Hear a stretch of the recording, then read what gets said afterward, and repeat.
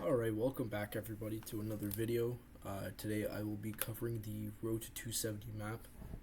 We're going back to the drawing board, and this comes because there is increasingly likeliness that Kamala Harris may have found her potential VP pick. I think we're still going to speculate on that, but I think it's pretty likely who it will be.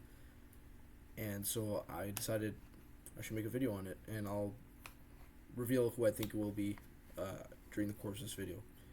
But let's start off with some polls. Generally speaking, on the national level, Trump is losing his lead, and we can see this here. SoCal Research. There's some polls here. +4, +3. This was a lot higher. This is like +6 at one point when he was running against Biden. But now that Harris is in, it's pretty different. And we could just look here, this is like New Hampshire, which there were some questions about whether it would be safe or not, but now it's pretty much safe in the Democrats' favor. But that's what we're looking for. We're looking for the swing states here. So we'll start off with the main ones. Georgia first. So if we look at Georgia, this is definitely better than what they had before. At one point, it was +7, I remember, +8 against Biden.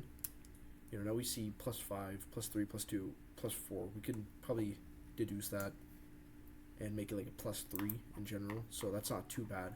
Definitely surmountable. And if Kamala can mobilize the black vote, this could definitely change, and it'll be pretty close.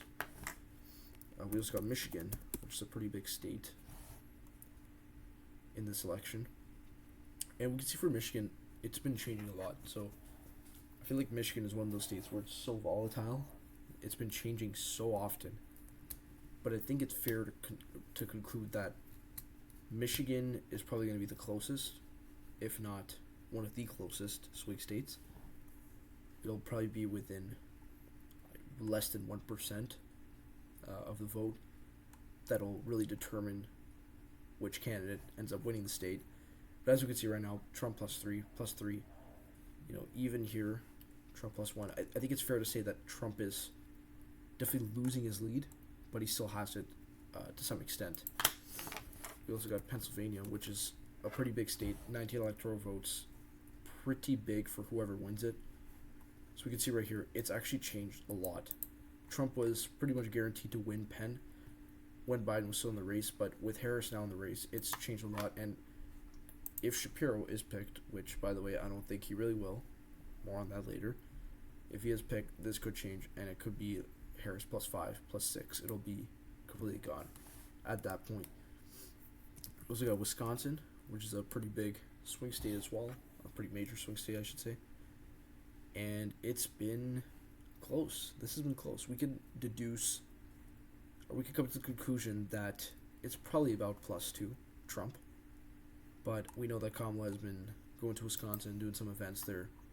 I could definitely see this shifting in Kamala's favor. I don't think it'll be +3, +4, +1. I think it'll be more so like a +2, +1. But I could definitely see this changing and going into her favor.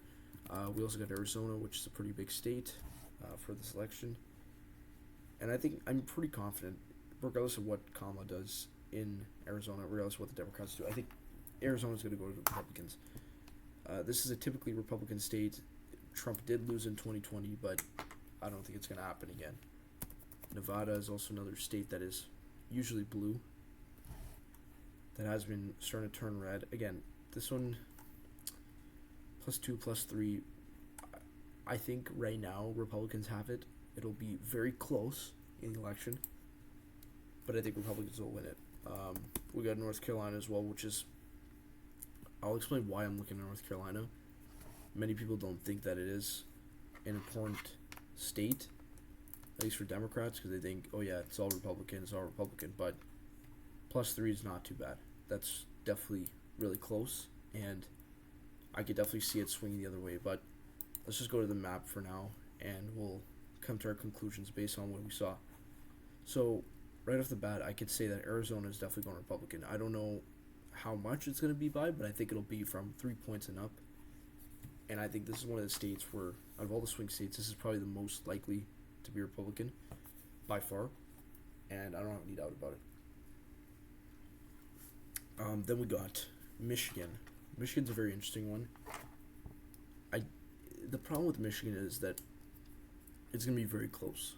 It's gonna be very close to call. But if we're forced to decide what I think is gonna happen in Michigan, I think I'm gonna go Democrat, and I think I'm gonna say it'll lean Democrat by less than 1% of the vote, less than 0.5 even potentially. I think it'll be extremely close, and it'll probably be one of the closest elections in the state, honestly, in history. We can look at Nevada as well, and Nevada is one of those states where, they have a Democrat governor. They usually vote Democrat. Over the years, especially in 2020, in 2022, we saw, they're starting to lean Republican. Do I think this will go to Republicans? No. Do I think it'll go to Democrats? Most likely, yes, but I think it'll be very close. And I think this one can also be a very close one, where I honestly wouldn't be surprised if this one read. I wouldn't. But just for the sake of this argument and this current situation, I'm going to say this leans blue more than it'll lean red. So what I'm going to do next is, pretty surprising actually. I actually think North Carolina will go to Democrats, and the reason why I say this is because from everything I've been hearing, everything I've been seeing, I think Roy Cooper is going to be the vice presidential pick for Kamala Harris, and I think, I know actually that if he ends up getting picked, there is zero doubt in my mind North Carolina goes to him. I still will say that it leans Democrat. I don't think it'll be likely that it's Democrat. Definitely won't be safe. But I think it'll be within 2 points that they end up winning. And this could be a major game changer. And this could change other election outcomes too in the future. Other presidential election outcomes. I think this could be a major turning point. So I think my prediction is that Roy Cooper's going to be the VP. But then again, if he isn't, we could definitely see this happening where she picks Shapiro. Pennsylvania, I think it'll be very likely that they win Penn. And that's all left up to Wisconsin. And by the way, Wisconsin, I'll get to that in a second, but we're just going to put Penn as this right now. And I'll put North Carolina as leaning Democrat. I'll go to Wisconsin now.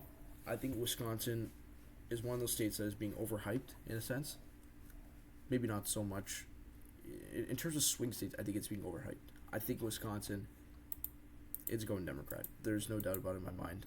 I'll be really surprised if it goes to Republicans. I think it'll actually be likely that's Wisconsin. I think it'll be like 4 or 5 points. And I think it'll be something that surprises a lot of people, but I can see it coming for sure.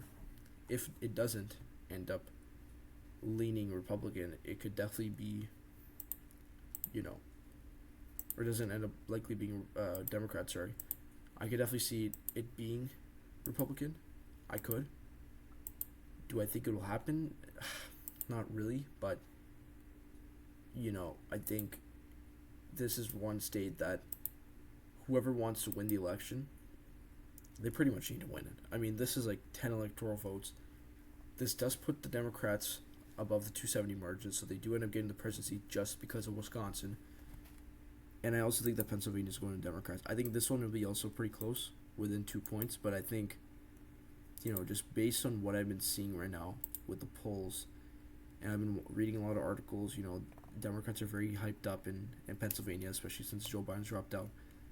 This will most likely go to Democrats, and that puts them above. So that goes 290 to 246, which is pretty different from what I actually predicted last time, which is actually a Republican victory. I think it was 275 to something else. I don't know what it was, the exact amount, but this is definitely a change, and I think this will only happen if she goes with Roy Cooper. Now, let's say she doesn't.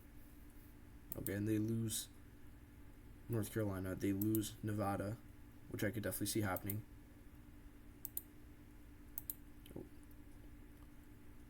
Then you have 270, 268. So this could be a big deal because it'll be very close. It'll be very close So that means the Democrats pretty much have to win Wisconsin, Michigan, Penn. That's all they need.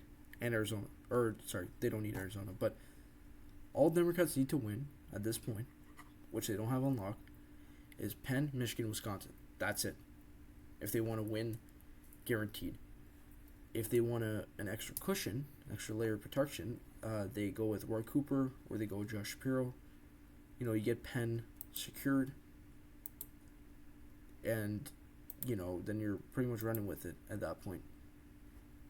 Now, what I could see happening, for sure, is, you know, they go with Roy Cooper, something happens, they stop focusing on Penn, and this goes Republican, and stays Republican. Or, sorry, Penn goes Republican, and North Carolina goes Democrat, which in that case, it shifts it, 271, 267. So, if I were Democrats, I'm going with Penn. There's 3 extra electoral votes. You guarantee you get Penn. You could definitely win Michigan. You could definitely win Wisconsin. Wisconsin, I think they'll win for sure. Michigan, it's probably the closest one. And then Penn, I think they could win as long as they're not stupid about it. That's what I'd predict for the upcoming election. Let me know your thoughts down below in the comments. And be sure to drop a like and subscribe.